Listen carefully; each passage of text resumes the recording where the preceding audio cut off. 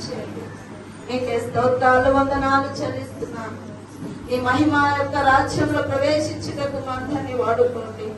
నీ కృపకై వాడుకోండి, నీ పనికై వాడుకోమని అడుగుతున్నాను. మీకు మీరు దీవించండి, ఆశీర్వదించండి. ఈ ఆరాధన క్రమం అంతయు కూడా మీకు మహిమార్థముగాను మాకు ఆశీర్వాదకరముగాను మార్చమని, చేరిన ప్రతి బిడ్డతో మీరు మాట్లాడి మీరే మహిమ పొందామని, జరగనై ఉన్నటువంటి ప్రతి కార్యక్రమంలో తోడుండి నడిపించమని, చీకటి అంధకార శక్తులను యేసు నామములో బంధిస్తున్నానయ్యా. అల్లరి శక్తులను యేసు నామములో బంధిస్తున్నాను. పిల్లలను, పెద్దలను, యవనులను ప్రతి ఒక్కరిని మీ స్వాధీనపరచుకోండి.